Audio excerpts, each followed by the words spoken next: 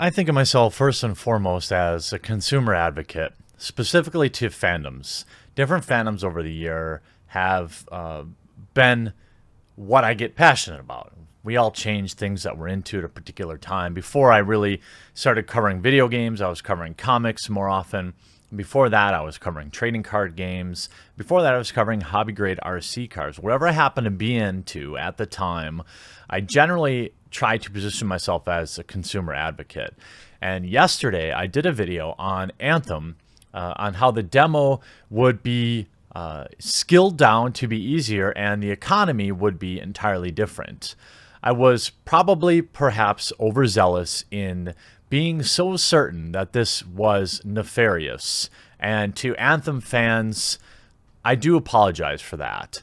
I will say, however, that I don't think this practice is automatically something we shouldn't be watching. Remember that when you dumb down a demo, this can also be for marketing purposes.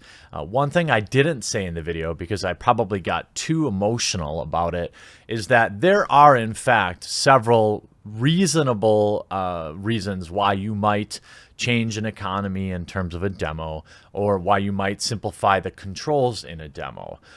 But that doesn't automatically discount that there could be nefarious reasons for it. And if I have to choose between giving a developer the benefit of the doubt and being overly skeptical, I'm always going to side with being overly skeptical. And it's going to rub some people the wrong way sometimes. But lucky for you, I'm also totally okay being wrong. And to fans of Anthem, people that have already pre-ordered, people that are excited about the game, I'll tell you what.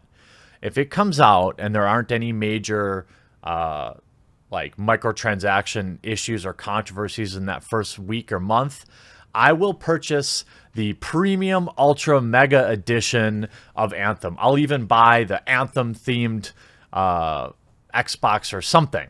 All right. So if I'm wrong, I will not only buy the premium edition of Anthem, but I will also give the game a fair review on my channel as an extension of goodwill, because I don't want to divide my viewers. I want everyone to view my videos, but I also don't expect everyone to agree with me all the time. I want to go back to the original article and then talk about Bioware's response to me, and I want to give, just like with Fallout 76, I want to give their take equal press, and let you, the viewer, really decide. So we talked about yesterday an article by Hack at PC Gamer, in my opinion, about how the Anthem demo will be super different from full release. Now, I'm not going to read this Hack's article, but the actual tweet from Mark Dara of the Bioware team was that how is the Anthem demo going to be different from the game? We'll start you in the middle. Obviously, no tutorial, fine. No pilot picker, also fine. The balance is super different. That probably could have been worded different. That is what really sets off my spider sense. And the fact that you then go on to say the economy is completely different. Because of the years of abuse and because of who is really pulling the strings for Bioware, it's extraordinarily difficult for me to take anybody's word for anything. All right, so I put out a video saying, look, this is sketch. Hold off on pre-ordering Anthem. And my advice stands. Okay, you should hold off on pre-ordering any game, anytime, because look at what the AAA development cycle is doing to us. I went off a little bit last night, too, about fanboyism and how it enables companies like EA to do the absolute bare minimum. Let me explain what I mean there before I get to Bioware's statement. Fanboyism is something that we've all been subject to. Me, for many years, I would buy the newest version of Madden every year. For over 10 years, I would buy. I would even pre-order it.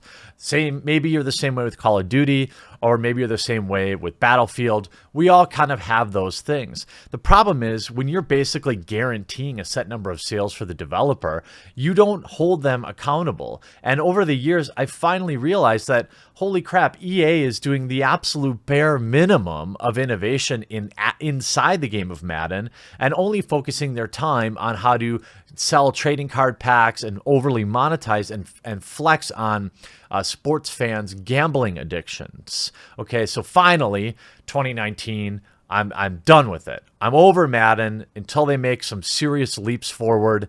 It's over. But that's what I mean about fanboyism, and perhaps I am more of an anti-hype channel than a hype channel. But understand that there are plenty of hype channels out there. There's 1,000 hype channels out there to every one anti-hype channel. And I like to think that that's what kind of makes me unique. Will it wear some people out? The constant skepticism, the constant negativity. Yes, I understand that. And I will try, and I've talked about before, trying to cover good stories now and again to kind of be a palate cleanser.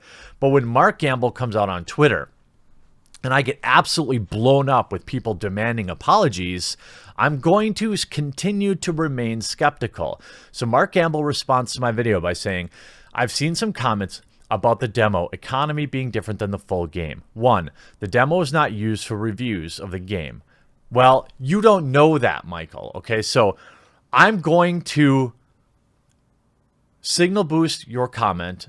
I'm not going to say you're lying. That would not be fair. I don't know you. I don't know, and you don't have a history of that. From what I can tell, Bioware has always been very upfront. But I will tell you, consumers, people who watch my videos, just because a developer says something doesn't mean it's true. I was flooded with people that's like, see, ha, you idiot. What? Because a developer tried to divert some possible negative press? It's entirely possible that I'm wrong. But just because a developer says something is the case doesn't mean it's true. In fact, it makes me more skeptical. The demo is not being used for review of the game. The full game economy is part of the review copies. It's a demo. Okay. We have been honest and open and honest about this. That is true. I agree. Demo is free February 1st. Nothing to lose. Also true. Okay. So I should revise my reactionary statement to say something like this. If you're interested in Anthem, you want to try the demo on February 1st, 100% support it. In fact, it's something I should now do in good faith.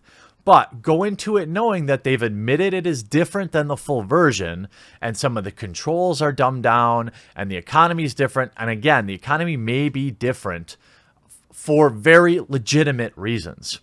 But to act like people won't use the demo to write reviews is absurd. YouTube will be full of people who are reviewing the Anthem demo. Make no mistake about it.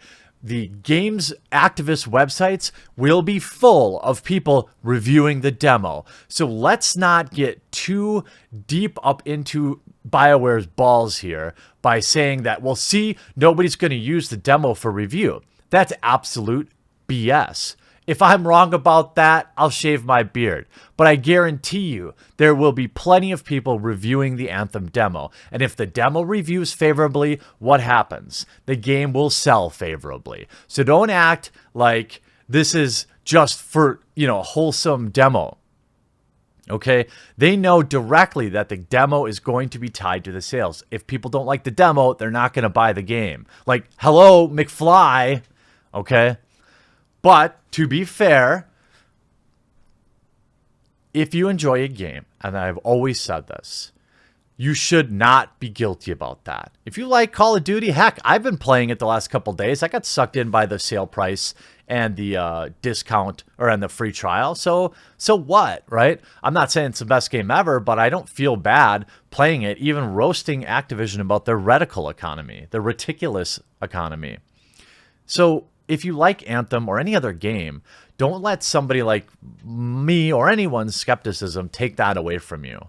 But also understand that just because they're a developer saying something on Twitter does not mean it's true. I mean, there are countless examples of this. The idea that demos have always been easier to play is also provably false. There's been innumerable demos that were basically the exact same difficulty as the regular game. Okay, so let's not go too far down that road. I will say, I was too hard. I went too hard yesterday and definitely turned some people off, which I don't want to do.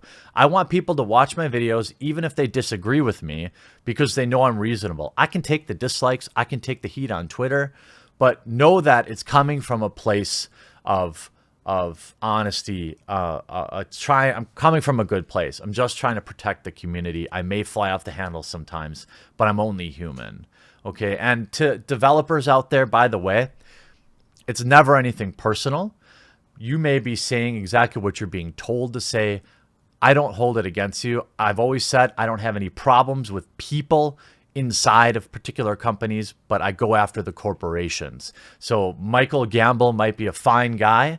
I remain skeptic of what he said, but it's my responsibility to put it out there and try to level it.